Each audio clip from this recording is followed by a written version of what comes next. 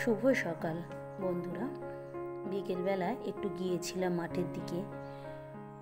এবছরে এত পরিমাণে বৃষ্টি হয়েছে, কৃষকদের ফসল প্রচুর পরিমাণে নষ্ট হয়ে গিয়েছে। কিছু কিছু গ্রামে এখানে একেবারেই কোনো ফসল নেই, সমস্ত ফসল একেবারে জলে ডুবে গিয়েছে। আমাদের এখানে অল্প কিছু কিছু ফসল নষ্ট হয়েছে, আবার অনেকের অনেক ফসলগুলো আছে। এই জমিতে কি ফসল আছে জানি না, শুধু খালি দেখছি গোড়াগুলো রাখা। দেখি ভালো করে কি ফসল।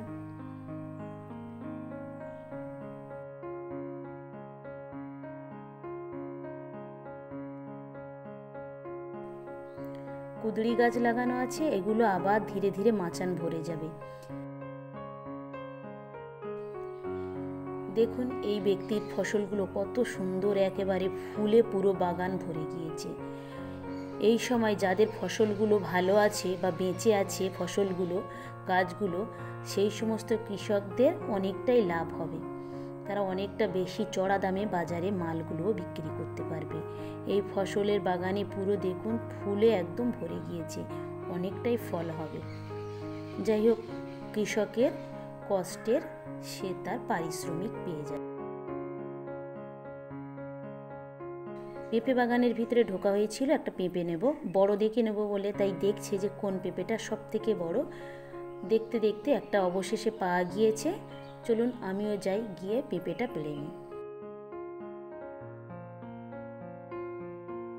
বাড়িতে যেহেতু আমরা 4-5 জন মানুষ, একটা পেঁপেতেই আমাদের হয়ে যাবে। দেখতে পাচ্ছেন কত সুন্দরভাবে পরিষ্কার পরিচ্ছন্ন করে রেখে দিয়েছে। কতটা পরিশ্রম করতে হয় বাগান মালিকদেরকে। এই বড় পেঁপেটা পারবো। যারা শহরে বাস করেন বা যারা হয়তো অন্য গ্রামে বাস করে, অন্য অন্য জায়গায়, যাদের ওখানে ফসল বা সবজিপাতি চাষ হয় না, তারাই আসলেই জানে না যে মাঠ থেকে তুলে টাটকা টাটকা সবজি বা ফসল রান্না করলে কতটা মজা লাগে। তার স্বাদটা কিন্তু বাজার থেকে যে 1-2 দিন পরে এখান থেকে তুলে নিয়ে বাজারে বিক্রি করে, সেই ফসলের থেকেও, সেই সবজির থেকেও কিন্তু এগুলোর মজা অনেক বেশি। আর একজনের কাঁকরোল ক্ষেতটা খুব সুন্দর হয়েছে, নিচু জায়গাতে আছে, তারপরেও কিন্তু সে তার ফসলগুলো খুব সুন্দরভাবে রাখতে পেরেছে। ছোট ছোট কাঁকরোলও হয়েছে একদম। কি জানি এই কাঁকরোলটার গাটা হলুদ হয়ে গিয়েছে, হয়তো কোনো কারণ আছে। সন্ধ্যাও হয়ে এসেছে। প্রত্যেক প্রাণী সন্ধ্যা হয়ে গেলে প্রত্যেকেই তাই নিজে নিজে বাসার দিকে রওনা দেয়। দেখুন এই পাখিরা, এদের বাসা কোথায়, ঠিক ওরা উড়ে উড়ে ওদের বাসায় চলে যাচ্ছে। ওর দিকে একটা বিমান যাচ্ছে। এই বিমানের ভিতরে যারা যাত্রী আছে, হয়তো দেখা যাচ্ছে কেউ কেউ তার আপনজনদেরকে ছেড়ে সুদূর বিদেশে চলে যাচ্ছে। আবার হয়তো দেখা যাচ্ছে কোনো ব্যক্তি সুদূর বিদেশ থেকে তার আপনজনদের কাছেই আসছে। ভাগ্যের কি পরিহাস। এখান থেকে খানিকটা পুঁইশাকের ফুলও আমি তুলে নিচ্ছি। একদম কচি কচি ফুল, চিংড়ি মাছ দিয়ে রান্না করলে খুব সুন্দর লাগবে। আর একেবারে গাছগুলো সবুজে একদম ঢাকা। খুব সুন্দর হয়েছে এই পুঁইশাকের মাচানগুলো এবং পুঁইশাকগুলো, খুব সুন্দর লাগছে।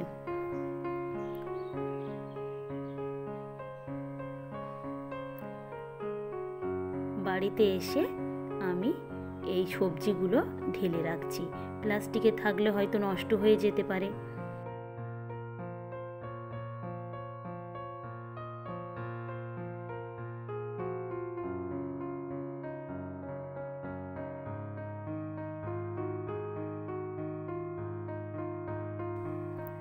আপা ফোন করেছিলেন যে আমি কয়েকটা পেঁয়াজি তৈরি করছি, এখানে এসে সন্ধ্যার সময় চাটা খেও। মেয়েটার একটু চুলও কাটতে নিয়ে যাব, তাই ভাবলাম একেবারে নামাজ পড়ে রেডি হয়ে বের হব। দেখুন কত সুন্দর, একদম টাটকা টাটকা সবজি। শহরে বসবাস করলে আপনারা কি এরকম টাটকা মাঠ থেকে তুলে এনে সবজিপাতি কি খেতে পারবেন বলুন? গ্রামে থাকলে কিন্তু এই জিনিসগুলোই খুব সহজেই পাওয়া যায়। বিয়ের আগে আমিও কখনো অনেক সবজিপাতির গাছ বা সবজিপাতি কিভাবে তোলে জানতাম না। পেঁয়াজি করেছিল আর এই চার কালারটাও কিন্তু অসাধারণ হয়েছে। যাই হোক, আমরা একসঙ্গে সবাই মুড়ি পেঁয়াজি চা খেয়ে বেরিয়ে পড়লাম মেয়েটাকে চুল কাটতে নিয়ে যেতে। চুলটা কাটিয়ে নিয়ে আসি, বাড়িতে যেহেতু অনুষ্ঠান আছে এবং বাচ্চারা নানার বাড়ি যাবে বলে একেবারেই পেরেশান করে দিচ্ছে। 2-5 মিনিট পর পর এসে শুধু জিজ্ঞাসা করে যে আর কবে যাবেন, আর কদিন বাকি আছে। ভিতরে যাই, চলুন। চুলটাও কাটিয়ে নিয়ে বের হয়েছি, তখন বলল জোর একটা দুটো জিনিস কেনার আছে, তাই আসলাম। পুজোর সময় বলে দোকানে এত পরিমাণে ভিড়, আমরা ভিতরে ঢুকতে পারলাম না। বাইরে কিছুক্ষণ দাঁড়িয়েছিলাম, তারপরে কয়েকজন বের হয়ে যেতেই আমরা ভিতরে ঢুকেছি। ছেলেটা সাইড থেকে শুধু বলছে, যেটাই দেখছে সেটাই বলছে এটা নিয়ে নেন, এটা নিয়ে নেন। যাই হোক, পছন্দ করে তো নিতে হবে। এখান থেকে কটা জিনিস আমি পছন্দ করে নিয়ে নেব। একটা তো নিলে হবে না, আমার বোনের 2টো মেয়ে আছে, অন্য সময় হলে একটা নিলেই হয়ে যেত, কিন্তু আমরা যেহেতু ওখানে যাব, তাই আমার মেয়ের হাতে যদি থাকে ওদের দেখলে মনটা খারাপ হয়ে যাবে, তাই ভাবলাম একেবারে 3টে নিয়ে নেব যা জিনিস কিনি। অনেক রকমের এখানে চুড়ি ব্রেসলেট ছিল, এইটা আমার খুব পছন্দ হয়েছিল, পছন্দ করে আমি এটা নিয়েছি। এবারে ভাবলাম ওর হাতে একটু পরিয়ে দেখি। কি হয়েছে জানেন, পরাতে গিয়ে দেখলাম ওর হাতে ছোট হয়েছে, কোনোভাবে ওর হাতে এটা ঢুকছে না, তাই আবার পাল্টে অন্যটা আমার নিতে হলো। কোনটা নিয়েছি বাড়িতে গিয়ে সেটা আপনাদেরকে দেখাবো।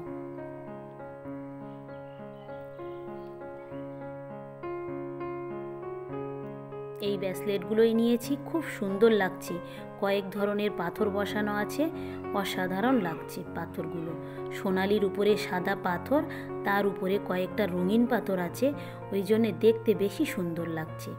আমার সোনামা পরলে খুব ভালো দেখাবে, তাই এখান থেকে আমি 3টে একই রকম নিয়েছি। যদি আলাদা আলাদা নিই তাহলে আবার ওরা 3জন ঝামেলা করবে, যেহেতু বাচ্চা কাচ্চার মন, তারা মনে করবে যে অন্যের জিনিসটা তার থেকে অন্যের জিনিসটা বেশি ভালো। তাই ওখান থেকে 3টে একই রকমের জিনিস নিয়ে নিয়েছি, তা না হলে ওরা মনে করবে যে আমার থেকে ওরটা বেশি ভালো, এই নিয়ে আবার ওদের মন খারাপ শুরু হয়ে যাবে। সকালবেলা উঠে আমি তাড়াতাড়ি করে কয়েকটা চিংড়ি মাছ দিয়ে সেই পুঁই শাকের ফুলটা রান্না করছি। প্রত্যেক দিনের যে রেডি মশলাগুলো থাকে সেইগুলোই দিয়ে দিয়েছি। যেহেতু আজকের ফজরের নামাজ পড়ে শুয়ে পড়েছিলাম, তাই একটু সকালে উঠতে দেরি হয়ে গিয়েছে। আর ড্রয়িং মাস্টার ফোনও করেছে যে সে ড্রয়িং করাতে আসবে, তাই তাড়াতাড়ি করে আমি এই রান্নাগুলো রান্না করে নিচ্ছি। বাচ্চাদেরকে একটু রুটি তরকারি খাইয়ে ড্রয়িংয়ের কাজ করতে বসাবো।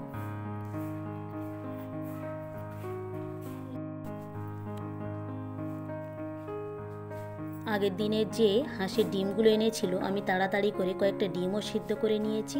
আমাদের ওখানে কোনো মানুষের যদি দেখতে সুন্দর হয় তাহলে বলতো যে একেবারে হাঁসের ডিমের মতো দেখতে। সত্যি হাঁসের ডিমগুলো কিন্তু খুব সুন্দর দেখতে। দেখুন, অন্য কোনো ডিম সিদ্ধ করলে কি এরকম কুসুমগুলো সুন্দর লাগে? কত সুন্দর লাগছে, সাদার উপরে হালকা হালকা তার কমলা কমলা একটা ভাব, অসাধারণ দেখতে। ওই জন্যেই মনে হয় সবাই বলে থাকে যে হাঁসের ডিমের মতো দেখতে। যতই ডিম আছে সব থেকে সুন্দর ডিম হলো হাঁসের ডিম, যা দেখতে সুন্দর।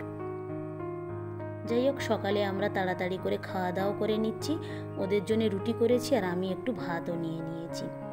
ভিডিওটা তাহলে এখানেই শেষ করছি। ভালো থাকবেন, সুস্থ থাকবেন, আর ব্লগটি কেমন লাগলো অবশ্যই জানাবেন।